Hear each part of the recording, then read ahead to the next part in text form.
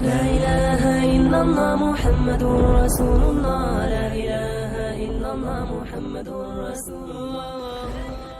السلام علیکم پیارے دوستو، آج جو واقعہ ہم آپ کے سامنے پیش کرنے جا رہے ہیں اسے سن کر آپ کا ایمان تو تازہ ہوگا ہی، ساتھ ہی ساتھ آپ کی روح میں تازگی محسوس ہوگی۔ تو آپ اس ویڈیو کو آخر تک ضرور دیکھیں۔ ایک دفعہ کی بات ہے کہ بنی اسرائیل میں دو بھائی تھے، جن میں ایک مسلمان اور دوسرا کافر تھا، اور تھے دونوں دریا کے شکاری، یعنی مچھلیوں کا شکار کیا کرتے تھے۔ کافر بت کو سجدہ کرتا، مگر جب مچھلیوں کے لیے دریا میں جال ڈالتا تو اس قدر مچھلی آ جاتی کہ ان کو کھینچنا مشکل ہو جاتا، مگر مسلمان کے جال میں صرف ایک مچھلی آتی اور اسی پر صبر کے ساتھ خدا کا شکر ادا کرتا۔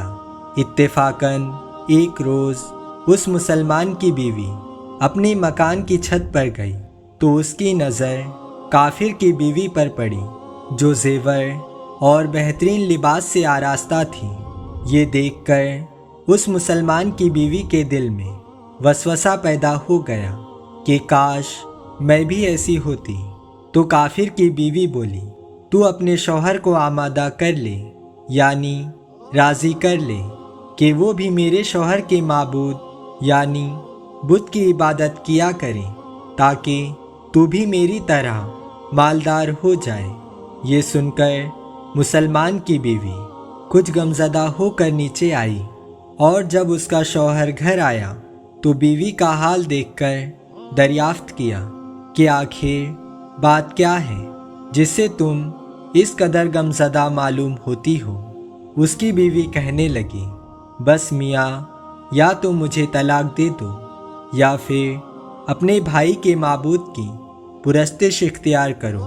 یہ سن کر اس کے شوہر نے کہا، خدا کی بندی خدا سے نہیں ڈرتی، ایمان کی دولت کے بعد یوں کفر کی باتیں کرتی ہے۔ وہ عورت بولی، بس اب مجھ سے زیادہ باتیں نہ بناؤ، میں ننگی پونجی نہیں رہ سکتی، جبکہ دوسری عورتوں خصوصاً تیرے بھائی کی بیوی کو میں دیکھ رہی ہوں کہ وہ زیورات اور عمدہ لباس سے آراستہ رہتی ہے۔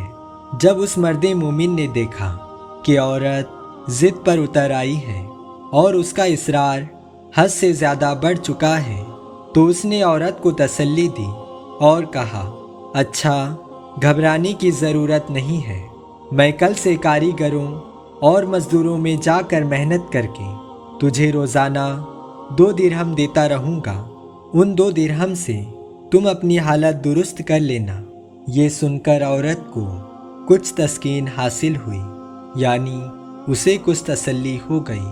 صبح سویرے وہ مرد مومن مزدوری کی تلاش میں نکلا، لیکن کسی نے اس کی بات نہ مانی۔ وہ پھرتا رہا، شہر شہر گاؤں گاؤں کی کھاک چھانتا رہا، لیکن کسی نے اس کی مدد نہیں کی۔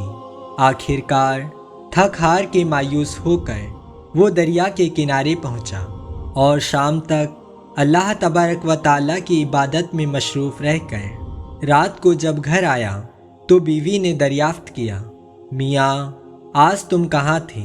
وہ کہنے لگا، میں بادشاہ کی خدمت میں تھا، بادشاہ نے مجھ سے 30 دن کام کرنے کی شرط رکھی ہے۔ اس کی بیوی بولی، آخر وہ بادشاہ تم کو کیا دے گا؟ تو اس نے جواب دیا، میرا بادشاہ بڑا کریم ہے اور اس کے خزانے مال و دولت سے بھرے ہوئے ہیں، وہ مجھے وہ دے گا جو میں چاہوں گا۔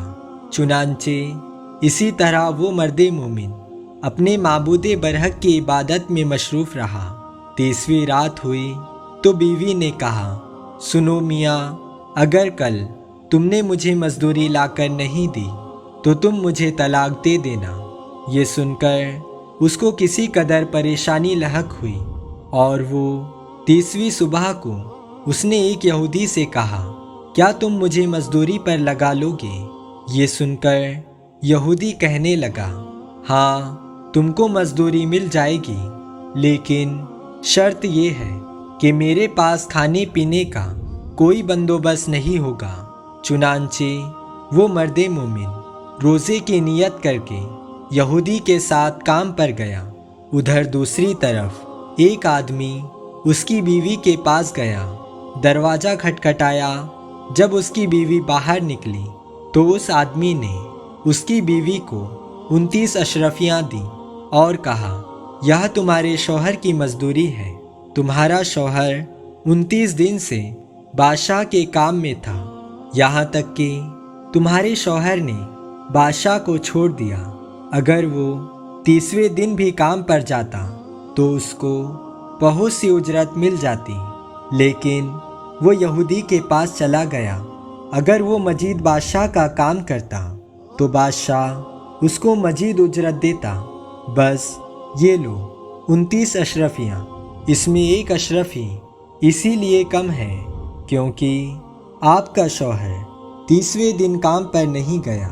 चुनांचे वो औरत उनमें से एक अशरफी लेकर बाजार गई।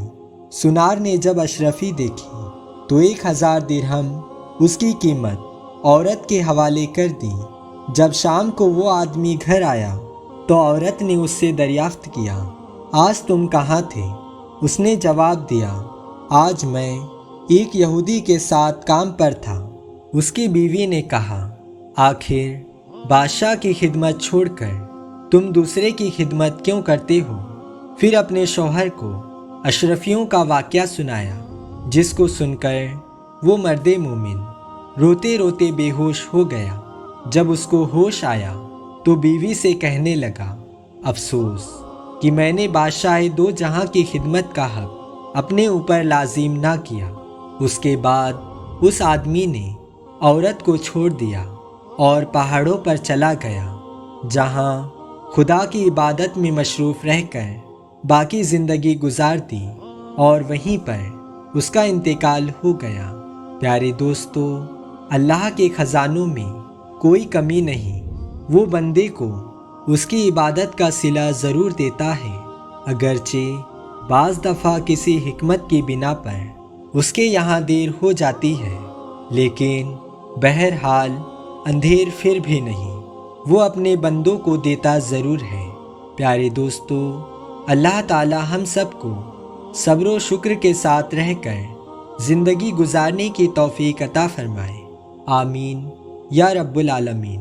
प्यारे दोस्तों, हम उम्मीद करते हैं कि आपको ये वीडियो पसंद आई होगी, तो आप इस वीडियो को लाइक करें, अपने अजीज़ दोस्तों में शेयर करें और ऐसे ही वीडियोस पाने के लिए हमारे चैनल नूरे बयान को सब्सक्राइब करें। दोस्तों, मिलते हैं एक और न्यू वीडियो के साथ। खुदा हाफिज़।